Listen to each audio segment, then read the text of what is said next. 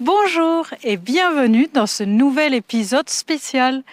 Pour cet épisode 40, comme pour les autres épisodes de dizaines, j'ai voulu te proposer un cadre spécial en extérieur pour un thème spécial. Aujourd'hui, je suis sur les hauteurs d'Alès pour te parler d'une de mes inspirations. Cette fois-ci, il s'agit plutôt d'un concept, la loi de l'attraction. Selon Wikipédia, la loi de l'attraction est la croyance qu'en se concentrant sur des pensées positives ou négatives, les gens peuvent apporter des expériences positives ou négatives dans leur vie. Autrement dit, la loi de l'attraction se base sur un principe simple. Le positif attire le positif. Et plus concrètement, on peut attirer ce sur quoi on porte notre attention et nos émotions. Si ces dernières sont positives, ça va attirer des choses positives. Au contraire, si tu as des pensées négatives, ça va plutôt générer des éléments négatifs autour de toi. La loi de l'attraction sollicite particulièrement l'énergie que tu dégages et qui résonne sur ce qui t'entoure. Par exemple, si tu es de bonne humeur, tu vas générer une énergie positive et tu seras particulièrement réceptif aux belles choses qui t'entourent ou qui t'arrivent, et ce, dans toutes les sphères de ta vie. En gros, si tu te concentres sur le positif, alors tu attireras et tu verras le positif. En fait, je crois que j'ai aimé ce concept parce qu'il correspond à ma façon naturelle de penser.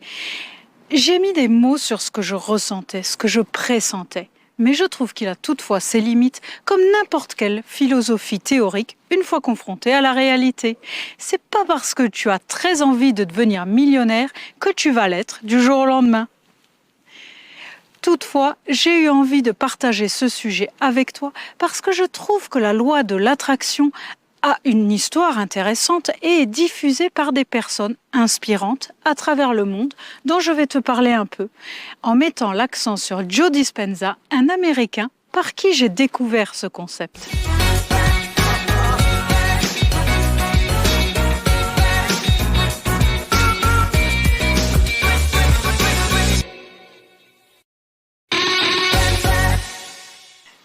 L'idée de la loi de l'attraction n'est pas toute récente puisqu'on en parle depuis la fin du 19e siècle. Elle connaît un regain d'intérêt au 20e siècle avec des livres écrits sur ce thème, notamment deux best-sellers que je te conseille d'ailleurs, Think and Grow Rich de Napoléon Hill, Pensez et devenez riche, et Vous pouvez guérir votre vie par Louise Hay.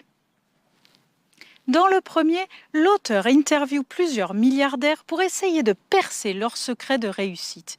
Il en retire des enseignements particulièrement intéressants. Louise Hay, elle, propose des ouvrages qui traitent plutôt de l'auto-guérison et de la puissance des affirmations positives. Mais je peux aussi te citer L'alchimiste de Paulo Coelho ou Le pouvoir du moment présent par Eckhart Tolle, qui affirment eux aussi qu'on peut atteindre ses objectifs même s'ils paraissent impossibles en apprenant à contrôler d'une certaine façon son esprit. La loi de l'attraction est à nouveau relancée en 2006 avec la sortie d'un film documentaire The Secret, ou Le Secret, tu l'aurais traduit, de Rhonda Byrne. La productrice de télévision et de cinéma australienne regroupe ici de nombreux témoignages d'un grand secret découvert et transmis au fil des siècles, dans des traditions orales, dans la littérature, dans les religions ou la philosophie. Le secret renferme la sagesse de différents érudits des temps modernes. Les personnes qui l'ont mis en pratique ont accompli des choses extraordinaires. Ils ont guéri de maladies, acquis d'immenses fortunes, surmonté des obstacles énormes et réalisé l'impossible.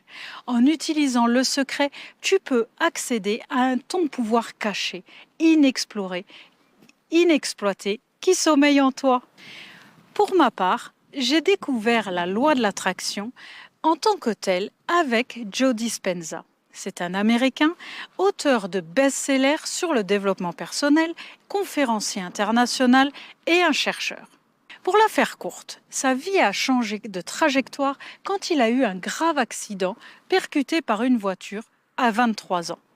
Il refuse une chirurgie des vertèbres qui l'aurait laissé en partie paralysé. Il va, au lieu de ça, s'intéresser à l'auto-guérison.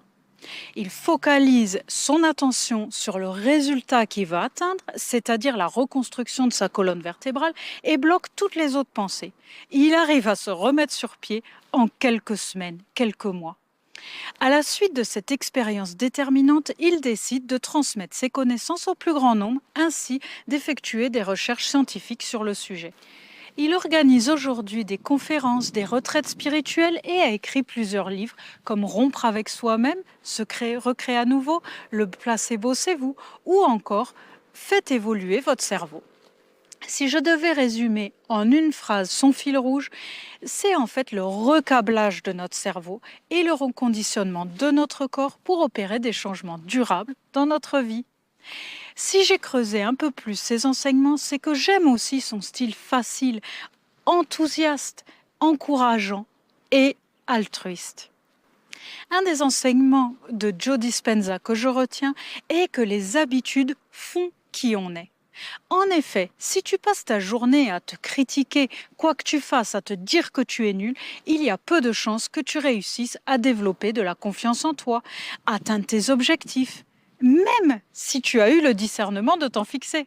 Si tu veux changer ton résultat, tu dois changer tes habitudes.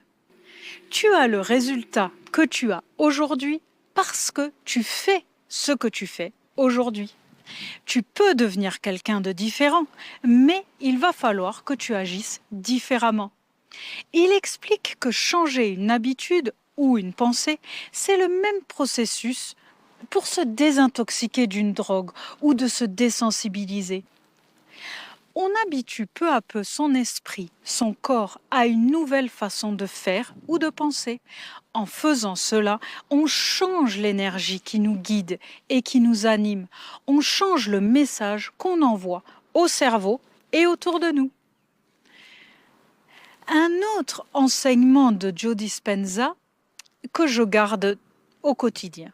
L'univers t'envoie ce que tu demandes. Fais bien attention à ce que tu demandes. Cette demande se fait à travers le champ vibratoire qui découle de tes émotions, de tes pensées. En fait, c'est beaucoup plus simple que ça n'y paraît. Si tu as quelqu'un à côté de toi qui est de mauvaise humeur ou stressé, tu vas le ressentir.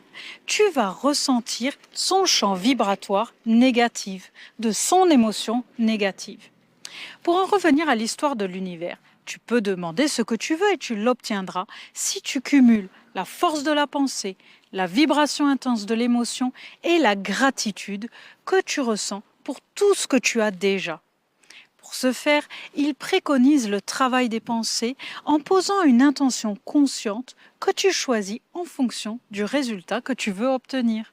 C'est en fait une autre façon de voir le travail des pensées dont je te parle sur cette chaîne à travers tous les thèmes que j'ai déjà abordés. Pour changer ses pensées, il préconise la méditation quotidienne. En fait, ça te donne un cap dans ta journée, à tes pensées. Ensuite, il préconise la visualisation du futur pour en faire sa réalité.